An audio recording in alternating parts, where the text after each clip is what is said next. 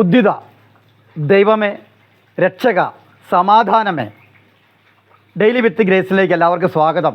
ഒത്തിരി സ്നേഹത്തോടുകൂടി നിങ്ങൾ എൻ്റെ വീഡിയോ ലഭിക്കാൻ സബ്സ്ക്രൈബ് ചെയ്യണം, ബെൽ ബട്ടൺ അമർത്തണമെന്ന് വിനീതമായി അപേക്ഷിക്കുന്നു.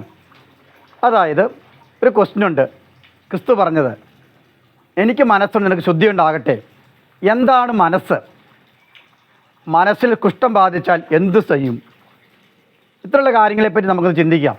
അതായത് മനസ്സെന്ന് പറയുമ്പോൾ അതായത് എനർജി ഗ്രൂപ്പും ബോധവും തമ്മിൽ ബന്ധിപ്പിച്ചെടുക്കുന്ന ഒരു സത്യമാണ് മനസ്സ്. ഈ മനസ്സ് എന്ന ന്യൂക്ലിയസിൽ കറങ്ങിക്കൊണ്ടിരിക്കുന്ന യാഥാർത്ഥ്യങ്ങളാണ് വികാര വിചാരങ്ങൾ. അതോടൊപ്പം തിരിച്ചറിവും ബോധ്യവുമാണ് മനുഷ്യനെ മുന്നോട്ട് നയിക്കേണ്ടത്. ക്രിസ്തു വളരെ വ്യക്തമായിട്ട് പറഞ്ഞു, എനിക്ക് മനസ്സുണ്ട്, നിനക്ക് ശുദ്ധി ഉണ്ടാകട്ടെ. ഉള്ളിൻ്റെ ഉള്ളിൽ കുഷ്ഠം പോലത്തെ അവസ്ഥയാണെങ്കിൽ എന്തൊരവസ്ഥയായിരിക്കും? ഈ അവസരത്തിൽ എനർജി ഗ്രൂപ്പ് തമ്മിലുള്ള ബന്ധത്തിലൂടെ ആ ബന്ധത്തിൽ നിന്നും ക്രിസ്തു ആ ബന്ധത്തെ ഡിസ്കണക്റ്റ് ആക്കി കളഞ്ഞു. അപ്പോൾ എന്ത് സംഭവിച്ചെന്ന് ചോദിച്ചാൽ അവൻ ആ അവസ്ഥയിൽ നിന്നും വിമുക്തി നേടി.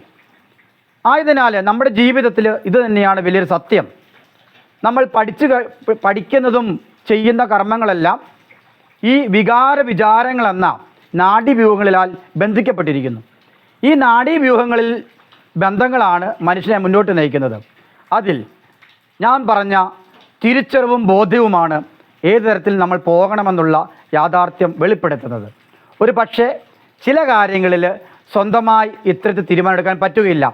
ദൈവനിശ്ചയമായിരിക്കും അവനെ മുന്നോട്ട് നയിക്കുന്നത്. അതിനാൽ അത്തരത്തിലുള്ള കാര്യങ്ങൾ ദൈവത്തിന് വിട്ടുകൊടുക്കുക. ഈ അവസരത്തിൽ ഈ സത്യം നിങ്ങൾ മനസ്സിലാക്കുകയും അതനുസരിച്ച് മുന്നോട്ട് പോവുകയും ചെയ്യണമെന്ന് വിനീതമായി അപേക്ഷിക്കുന്നു. എല്ലാവർക്കും 1000 നന്ദി.